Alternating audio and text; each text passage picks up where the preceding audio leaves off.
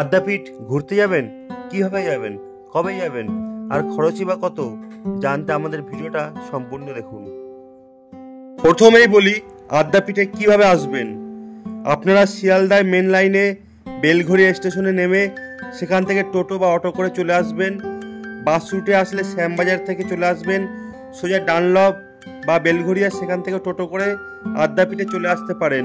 আর metro করে আসলে সোজা চলে আসবেন দক্ষিণেশ্বর মেট্রোতে, সেখান থেকে টোটো করে মাত্র 5 মিনিট আদ্যাপীঠ মন্দির। আদ্যাপীঠে কিন্তু রামনবমীর দিন বিশাল ধুমধাম করে 2000 কন্যার কুমারী পুজো করা হয়। আমার চ্যানেলে ভিডিওটি আছে, গিয়ে দেখে আসতে পারেন। মন্দিরের ভিতরে ঢুকেই বাঁ দিকে রয়েছে পুলিশ ক্যাম্প আর ডান দিকে রয়েছে গাড়ি রাখবার জায়গা। এখানে বাইক ঘন্টায় 10 টাকা করে ভাড়া নেওয়া হয়। কবে আসবেন? বছরের যে কোনো সময় আসতে পারেন আদ্যাপীঠে, তবে মনে রাখবেন কালী পুজোর সময় এবং রামনবমীর দিন কিন্তু প্রচুর ভিড় হয়। মন্দিরের লাইনে দাঁড়িয়েছি পুজো দিতে, আর সামনেই আদ্যাপীঠ মন্দিরের মা, আদ্যা মা। আদ্যা মায়ের মন্দিরে এসেছি আর এই আদ্যাপীঠে পুজো দিচ্ছি। আজকে রামনবমী শুভ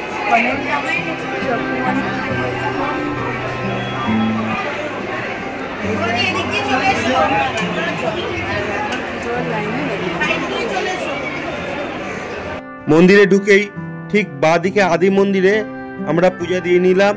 বড় মন্দিরে বন্ধ ছিল বলে পুজো দিতে পারিনি। বড় মন্দিরের সময় হলো সকাল 5টা থেকে 5:30, তারপরে 10:30 থেকে 11টা এবং বিকালে 6:30 থেকে 7টা। এই 3 টাইমে কিন্তু বড় মন্দিরে পুজো দিতে পারবেন। এখন দেখতে পাচ্ছেন ঠিক বড় মন্দিরের নিচে এই যে সিঁড়ির উপরে উঠে নাট মন্দির, এই পাশেই আমরা মোমবাতি দিয়ে পুজো দিয়ে মাকে মনের আশা জানাবো। এই মন্দির কিন্তু সবসময় খোলা থাকে না, যেই সময়সূচি বললাম সেই সময় এসেই এখানে পুজো দিতে পারবেন, অন্যথায় আদি মন্দিরে পুজো দিতে পারবেন। আর এই মন্দিরে এই সিঁড়ি দিয়ে উপরে উঠেই নাট মন্দির থেকে মূল মাকে কিন্তু অনেক সময় আপনারা দর্শন করতে পারবেন। এই যে ঢুকে বাঁদিকে দেখতে পাচ্ছেন আদি মন্দির, প্রাচীন মন্দির যেটা ছিল, এখানেই কিন্তু আমরা পুজো দিয়েছিলাম প্রথমে, আপনাদের সেটা দেখালাম। আর পুজোর জন্য বাইরে থেকে 20 টাকা 50 টাকা সাধ্য মতো আপনারা প্রসাদ কিনে এখানে পুজো দিতে পারেন। আর ডান দিকে এই যে বড় মন্দিরটা, এখানেই কুমারী পুজো হয়।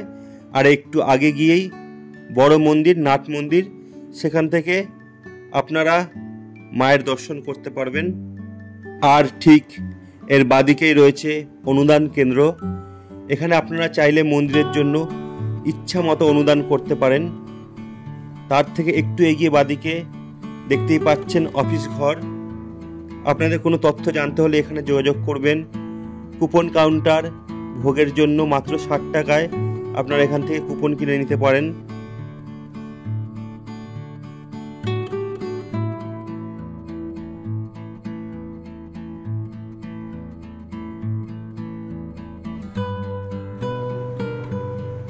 এই সেই মুহূর্ত, যে মুহূর্তে দাঁড়িয়ে আমি আদ্যা মাকে দর্শন করছিলাম।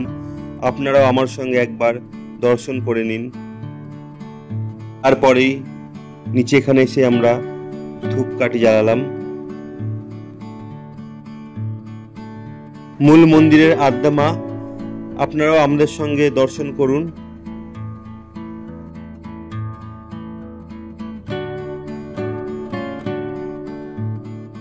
এখান থেকে এগিয়েই ঠিক সামনে দুপা হাঁটলেই পেয়ে যাবেন শিব মন্দির।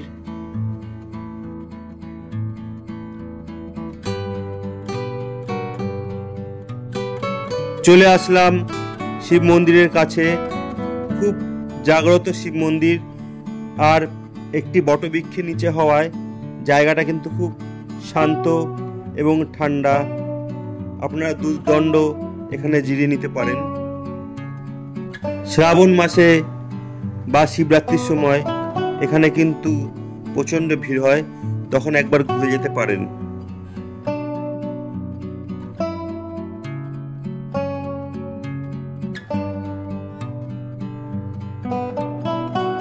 শিব মন্দির থেকে বেরিয়েই ঠিক ডান দিকে আমরা চলে যাব যুগল মন্দির। অনেকেই কিন্তু চেনেন না এই যুগল মন্দির কোথায়। এই যুগল মন্দির কিন্তু একদম মিস করা যাবে না আদ্যাপীঠ মায়ের মন্দিরে আসলে। এই মুহূর্তে আমি দাঁড়িয়ে আছি আদ্যাপীঠে যুগল মন্দিরের সামনে, ঠিক ভিতর দিকে। এটা অনেকে মিস করেন যুগল মন্দির, রাধাকৃষ্ণের মন্দির। এই জায়গাটা খুব নিরিবিলি, শান্ত প্রকৃতির এবং খুব ঠান্ডা। এখানে এসে আপনারা অনেকক্ষণ রেস্ট নিতে পারেন।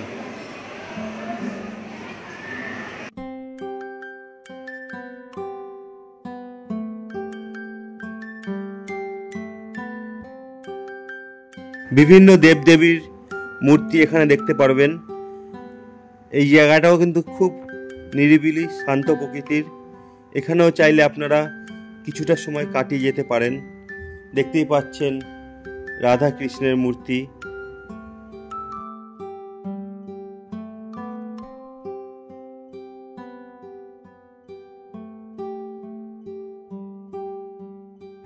গোপাল ঠাকুর, আহা কি সুন্দরই না লাগছে।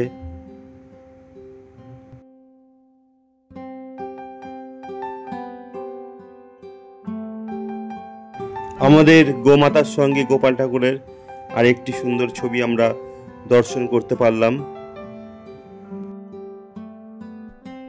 ঠিক যুগল মন্দির থেকে বেরিয়েই বাদিকে গেলেই পেয়ে যাবেন ভোগ প্রসাদ গ্রহণ কেন্দ্র।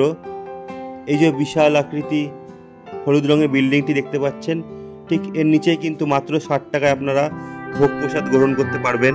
ঠিক নাট মন্দিরের পাশেই রয়েছে ছোট ছোট এই মন্দিরগুলো। চলুন মন্দিরগুলো দেখায়। তারা একটু ঘন্টাটা বাজিয়ে নিই। মন্দিরে আসবো, ঘন্টা বাজাবো না?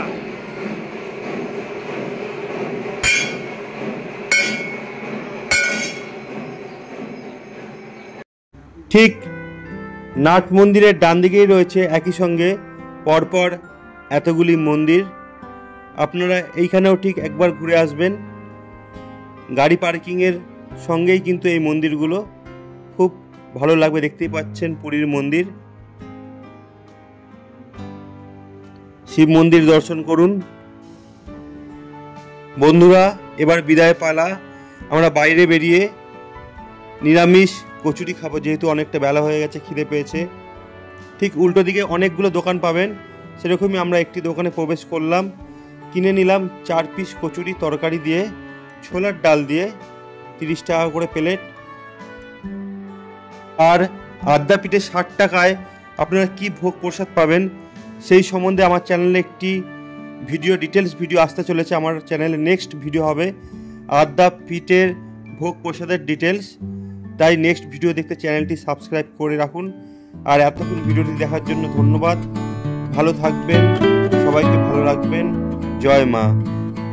আমাদের চ্যানেলে নেক্সট ভিডিও আসবে আদ্যাপীঠের ভোগ প্রসাদ, দেখতেই পাচ্ছেন তার একটি ক্লিপ।